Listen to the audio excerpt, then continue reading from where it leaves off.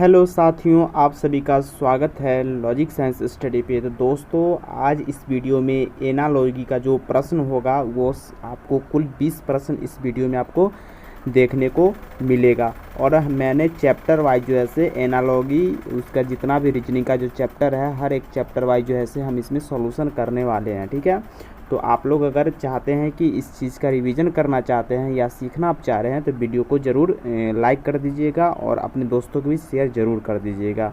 और अगर चैनल पर सब्सक्राइब नहीं किए हैं तो चैनल को सब्सक्राइब ज़रूर कर लीजिएगा, जिससे कि आपको वीडियो मिलता रहेगा। ठीक है, तो चलिए, प्रश्न आपका ये पहला नंबर प्रश्न है। इसको क्या कह रहा है कि उस विकल्प का चयन करें। ठीक है, उस विकल्प का चयन करें जो तीसरे शब्द से ठीक उसी तरह संबंधित है जिस प्रकार दूसरे शब्द पहले से संबंधित हैं। ठीक है, तो क्या है, त्वचा बाल से है तो भूमिका किससे संबंध होगा ये बताना है आपको। तो त्वचा है, त्वचा कहाँ होता है, तो त्वचा जो है जिस प्रकार, दिमाग थोड़ा सा लगाइए, त्वचा बाल से है तो भूमिका किससे होगा, कौन सा ऑप्शन आपको सही लग रहा है।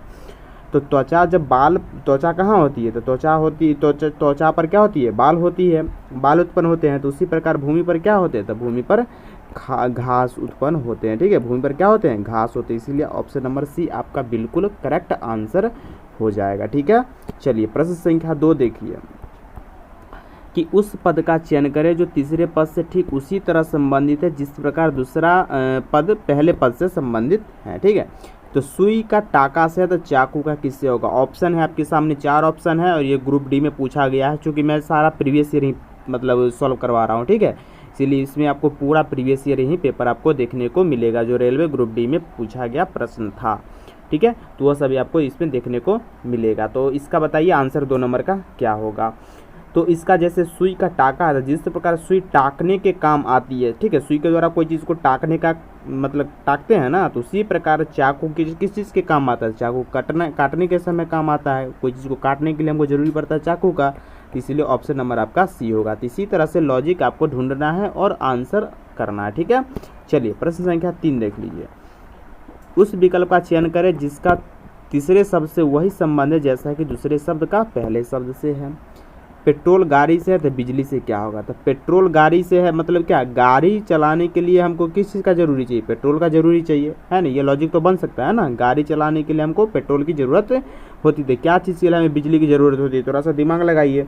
तो जिस प्रकार पेट्रोल से गाड़ी चलती है उसी प्रकार बिजली से भी क्या होता है, बल्ब जलता है। एकदम सिंपल सा आंसर है। तो ऑप्शन नंबर कौन हो जाएगा आपका, बी हो जाएगा। चलिए प्रश्न संख्या 4 देख लीजिए। उस विकल्प का चयन करें जो तीसरे पद से उसी प्रकार संबंधित है जिस प्रकार दूसरा शब्द पहले शब्द से संबंधित है। हरा रंग है। ठीक है, हरा का रंग दिया है तो सेब का क्या होगा, तो रंग जो है सो हरा एक कलर का नाम है। रंग क्या है, मतलब हरा एक रंग है। तो उसी प्रकार सेब क्या है, तो सेब सिंपल सा बात है, सेब एक फल है। ठीक है, तो ऑप्शन नंबर ए आपका बिल्कुल करेक्ट आंसर हो जाएगा। तो इसका सही आंसर फल हो जाएगा। चलिए अगला प्रश्न है प्रश्न संख्या 5। उस विकल्प का चयन करें जिसका तीसरे शब्द से वही संबंध है जो दूसरे शब्द का पहले शब्द से है। तो कार्य का प्रयास दिया तो सोना का क्या हो जाएगा, ये आपको बताना है। ठीक है, तो थोड़ा सा दिमाग लगाइए। इसका 4 ऑप्शन है, इसका आंसर क्या होगा, ये क्या होगा, ये जरूर मन में सोचिए। ठीक है, तो कार्य का प्रयास मतलब क्या, जिस प्रकार कार्य का संबंध प्रयास करने से, कोई भी कार्य करते हैं तो उसमें हम क्या करते हैं, प्रयास ही करते हैं ना। तो ठीक उसी प्रकार सोना का संबंध क्या है, आराम करना। ठीक है, सोना का संबंध क्या है, हम आराम करते हैं।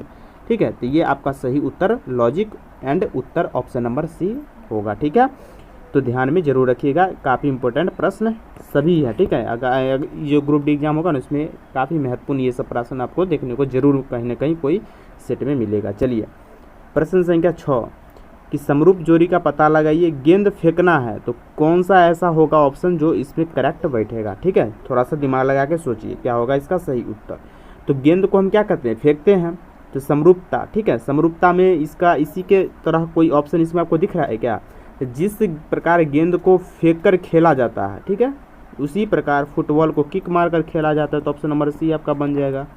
फुटबॉल को क्या करते हैं, किक मारते हैं और इस प्रकार खेलते हैं। ठीक है, तो ये ऑप्शन आपका logic and option number D आपका बिल्कुल करेक्ट उत्तर हो जाएगा। ऑप्शन प्रश्न संख्या 7। उस विकल्प का चयन करें जो तीसरे पद से उसी प्रकार संबंधित है जिस प्रकार दूसरा पद पहले पद से संबंधित है।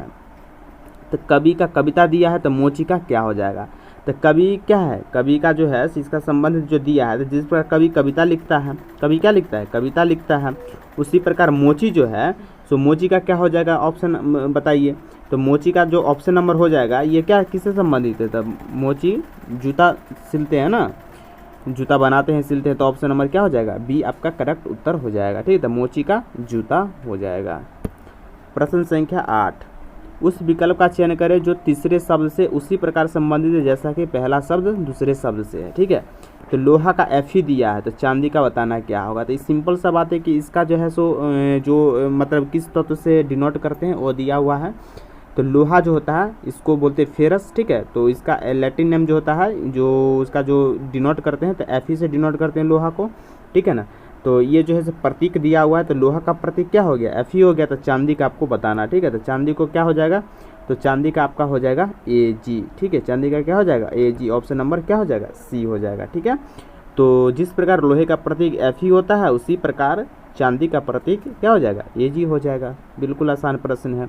Cl क्लोरीन का होता है, के हो जाता है पोटेशियम का हो जाता है।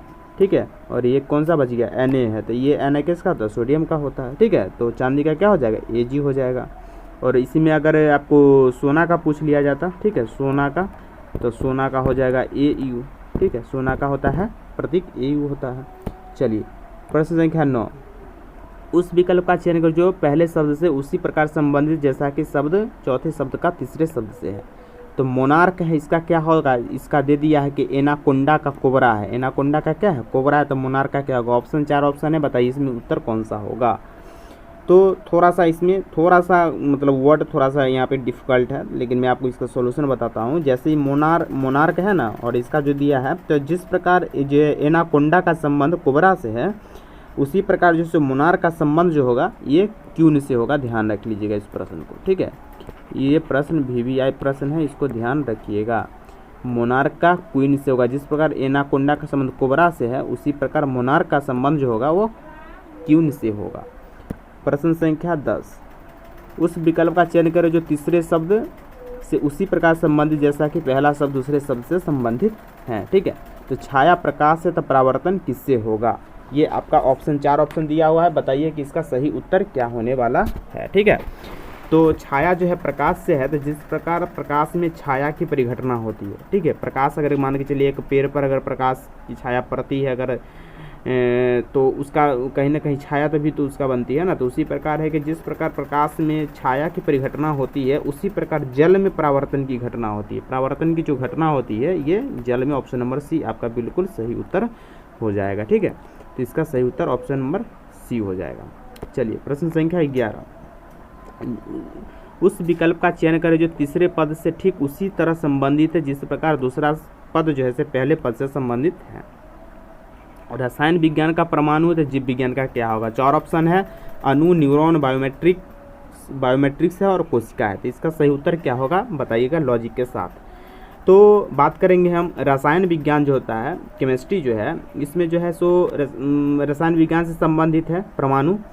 तो ये क्या है, परमाणु जैसे एटम है, यानी इसका सबसे छोटा पार्टिकल मान सकते हैं कि ये क्या है आपका एटम है। तो जीव विज्ञान का ही सबसे सूक्ष्मतम इकाई जो होता है वो आपका क्या हो जाएगा, कोशिका हो जाएगा। ठीक है, तो 11 का ऑप्शन नंबर क्या हो जाएगा, डी हो जाएगा। तो ध्यान रख लीजिएगा इस प्रश्न को कि जीव विज्ञान का जो सूक्ष्मतम इकाई होता है, जो स्मॉलेस्ट यूनिट होता है वो कोशिका होता है और केमिस्ट्री का एटम होता है। ठीक है, चलिए प्रश्न संख्या 12, उस विकल्प का चयन करें जो दूसरे शब्द से ठीक उसी तरह संबंधित है जिस प्रकार तीसरा शब्द चौथे शब्द से संबंधित है। ठीक है, डैश का स्पाइडर है तो ब्रैक का सोल्जर मतलब किस तरह से संबंधित है ये बताना है। ब्रैक का सोल्जर है तो डैश का स्पाइडर है, किससे संबंधित होगा, नेस्ट है, बर्न है, हाइव है और वेव है।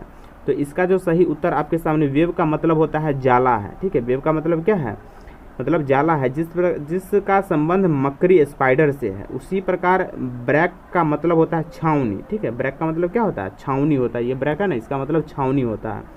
ठीक है, तो जिसका संबंध किससे है, सैनिक से है। तो इसका जो है से सैनिक सोल्जर है तो इसका ब्रैक इसका मतलब छावनी होता है, यानी छावनी का संबंध किससे दिया है कि सैनिक से दिया है, यानी सोल्जर से दिया है। तो स्पाइडर जो होगा ये वेव से संबंधित है। वेव का मतलब क्या होता है, वेव का मतलब जाला होता है। ठीक है, जाल या जाला बोल सकते हो। ठीक है, तो ये हो जाएगा आपका, और स्पाइडर का वेव हो जाएगा। ठीक है, ध्यान रखिएगा। चलिए प्रश्न संख्या 13, उस विकल्प का चयन करें जो तीसरे शब्द से उसी प्रकार संबंधित जैसा कि पहला शब्द दूसरे शब्द से संबंधित है। पृथ्वी नीला, यानी पृथ्वी को क्या कहते हैं, नीला ग्रह के बोलते हैं ना कि पृथ्वी नीला है। तो उसी प्रकार आपको इसका लॉजिक आपको बताना था। मंगल ग्रह को क्या बोलते थे, सिंपल सी बात, इसको लाल बोलते हैं, ठीक है, लाल ग्रह बोलते हैं। तो आपका ऑप्शन नंबर क्या हो जाएगा, ये करेक्ट हो जाएगा। तो पृथ्वी को नीला ग्रह बोलते हैं, उसी प्रकार मंगल ग्रह को क्या बोलते हैं, लाल ग्रह कहा जाता है। तो ऑप्शन नंबर बी आपका बिल्कुल करेक्ट आंसर हो जाएगा। चलिए 14 नंबर प्रश्न देख लीजिए। उस विकल्प का चयन करें जिसका तीसरे शब्द से वही संबंध है जो कि दूसरे शब्दों का पहले शब्दों से है। तो रंगमंच मनोरंजन का दिया था, मंदिर का क्या हो जाएगा, ये लॉजिक आपको ढूंढना है और बताना है कि इसका करेक्ट आंसर क्या होने वाला है, ठीक है। तो इसका जो है जिस प्रकार रंगमंच में मनोरंजन होता है, रंगमंच में क्या हो जाता है, मनोरंजन होता है। तो उसी प्रकार मंदिर है, तो मंदिर का में क्या हो जाएगा, मंदिर में क्या करने के लिए जाते हैं, पूजा करने के लिए जाते हैं। तो option number D correct answer आपका हो जाएगा, ठीक है। तो ध्यान रखिएगा, सारा प्रीवियस ईयर मतलब पेपर है, ठीक है। ग्रुप डी 5/11/2018 का शिफ्ट 2 में पूछा गया यह प्रश्न था। चलिए 15 नंबर प्रश्न है कि दिए गए विकल्पों में से युग्म को चुने जो पहले युग्म के शब्दों की भांति आपस में संबंधित है। तो गवार का शब्द है, तो किसका संबंध किससे होगा ये आपको बताना है। एक आपका लॉजिक लगा के आंसर दे दिया, मतलब बता दिया है क्वेश्चन में, इसी तरह का आपका लॉजिक ढूंढना है और आंसर बताना है। तो जैसे कि इसमें हम बात करेंगे, तो जिस पर गवार शब्द सभ्य का विलोम है, गवार का विलोम का मतलब अपोजिट होता है, तो गवार का अपोजिट सभ्य हो जाता है। तो उसी प्रकार अंधेरा किससे संबंधित है, अंधेरा रोशनी, ये एक दूसरे से अपोजिट है ना, रोशनी और अंधेरा ये दोनों एक दूसरे का क्या है, अपोजिट है। तो यही लॉजिक आपको ढूंढना था जो ऑप्शन नंबर सी में दिया गया है। चलिए प्रश्न संख्या 16, दिए गए विकल्पों में से यह युग्म चुने जो पहले युग्म के शब्दों की भांति आपस में संबंधित हो। तो पर्वत ऊंचाई है, तो इसका ऑप्शन कौन सा करेक्ट होगा, ये थोड़ा सा सोचिए कि कौन सा इसका सही उत्तर होने वाला है। तो मैं आपको बता दूं कि जिस प्रकार पर्वत अपनी ऊंचाई के लिए जाना जाता है, पर्वत क्या है, अपनी ऊंचाई के लिए जाना जाता है ना, कि पर्वत एक मतलब उसका ऊंचाई होता है, काफ़ी ज़्यादा ऊंचाई होता है। उसी प्रकार गुफा जो है से अपनी गहराई के लिए जानी जाती है। तो ये तो आपका करेक्ट उत्तर हो जाएगा ना, कि गुफा क्या है, तो गुफा में एक गहराई के लिए अपना जाने जाती है, पर्वत एक ऊंचाई के लिए जानी जाती है। तो ऑप्शन नंबर बी आपका करेक्ट हो जाएगा। चलिए प्रश्न संख्या 17, मुस्कान का है हंसी, रोना के लिए सही विकल्प का आपको चयन करना है, ठीक है। तो इसका जो सही उत्तर होगा ये आपको थोड़ा सा सोचिए कि क्या उत्तर होने वाला है इसका, ठीक है। तो बात करेंगे कि समानता प्रकट एक दूसरे को मतलब हो रहा है ना, जैसे मुस्कान मतलब थोड़ा सा ये हंसी तो हो गया, मान के इसी चीज़ का मेजर पार्ट हो गया हंसी, ठीक है। मुस्कान में मतलब मान के चलिए कि ऐसा सिर्फ लोग मुस्कुराता है, लेकिन हंसी तो एक जिसमें कि क्या होती है, थोड़ा सा आवाज़ भी आती है, लेकिन तो उसी तरह से रोना है। तो इसी तरह से आपको इसका जो है सो आपको बताना है, ठीक है, क्या हो जाएगा। तो इसका जो सही उत्तर हो जाएगा आपका क्या हो जाएगा, ऑप्शन नंबर बी हो जाएगा, ठीक है। तो छूना, पकड़ना, फिर छोड़ना, ठीक है। तो ये आपका जो है से करेक्ट उत्तर हो जाएगा, ऑप्शन नंबर 17 का बी आपका सही उत्तर हो जाएगा, ठीक है। समानता प्रकट करता है, तो समानता इसी में छूना, पकड़ना, छोड़ना, तो ये समानता प्रकट करता है। चलिए क्वेश्चन नंबर 18, दिए गए विकल्पों में से युग्म चुने जो युग्म के शब्दों की भांति आपस से संबंधित हो। चौक जो जिसको बोलते हैं, ठीक है ना, तो वह है ब्लैक बोर्ड पर लिखने के लिए चौक की ज़रूरत होती है कि नहीं होती है। तो उसी प्रकार जो है सो आपका इसमें आपको संबंधित एक ऑप्शन ढूंढना है जो क्या हो जाएगा। तो जिस प्रकार ब्लैक बोर्ड पर लिखने के लिए चाक की आवश्यकता होती है, उसी प्रकार कागज़ पर लिखने के लिए क्या चीज़ की ज़रूरत होती है, स्याही की आवश्यकता होती है। तो ऑप्शन नंबर बी आपका करेक्ट उत्तर होगा कि नहीं होगा ये बताइए। तो कागज़ पर लिखने के लिए क्या चीज़ की ज़रूरत है, स्याही की ज़रूरत होती है, ठीक है। चलिए प्रश्न संख्या 19, दिए गए समरूपता के आधार पर दिए गए विकल्पों में से नहीं दिया गया है शब्द युग्म को चुनिए। माता का बच्चा है, तो बादल का क्या होगा ये आपको बताना। तो जिस प्रकार बच्चा की उत्पत्ति किससे होती है, बच्चा की जो उत्पत्ति होती है माता से होती है ना। तो उसी प्रकार बारिश की उत्पत्ति कहाँ से होगी, तो बताइए बारिश की उत्पत्ति कहाँ से होगी, बादल से होगी। ऑप्शन नंबर ए आपका करेक्ट उत्तर हो जाएगा, ठीक है। ये आपका क्या हो जाएगा, करेक्ट उत्तर हो जाएगा। तो ये आपको ऑप्शन नंबर ए आपका सही उत्तर हो जाएगा, ठीक है। बारिश कहाँ से उत्पन्न होती है, तो बारिश उत्पन्न होगी वो बादल से होगी। जिस प्रकार बच्चा का उत्पन्न माता से, उसी प्रकार बारिश का उत्पन्न बादल से, ठीक है। करेक्ट आंसर हो जाएगा इसका ये। उसके बाद है आपका क्वेश्चन नंबर 20 और लास्ट प्रश्न यही है, पक्षी का पंख है तो मछली का क्या होगा ये आपको बताना है। तो जिस प्रकार पंख के द्वारा पक्षी आसमान में उड़ता है, ठीक उसी प्रकार से मीन पंख के द्वारा मछली जल में तैरती है। ये जो है सो आपका लॉजिक बैठेगा। ठीक है, पक्षी क्या है, पक्षी पंख के सहायता से उड़ती है और मछली जो है सो तैरती है मीन पंख के सहायता से। ये लॉजिक आपका करेक्ट हो जाएगा। तो एनटीपीसी में पूछा गया प्रश्न था 19/4/2016 का शिफ्ट 1 में। तो उम्मीद करते हैं आपको ये सेशन ज़रूर अच्छा लगा होगा। और मैं चैप्टर वाइज इसी तरह से मैं आपको इसमें अभी लगभग 2 सेशन और इसका आने वाला है एनालॉजी का। ठीक है, उसके बाद मैं दूसरा चैप्टर का लाने वाला हूं। तो ठीक है, तो चैनल को सब्सक्राइब जरूर कर लीजिएगा, अपने दोस्तों के बीच में शेयर कर दीजिए जिससे कि और दोस्तों को लाभ हो सके। ठीक है, तो चलिए हम लोग मिलेंगे अब नेक्स्ट वीडियो में, नेक्स्ट पार्ट में। ठीक है, तो इससे आगे के प्रश्नों को हम करेंगे, प्रश्न संख्या 21 से अब नेक्स्ट वीडियो में हम करने वाले हैं। चलिए, टेक केयर, बाय।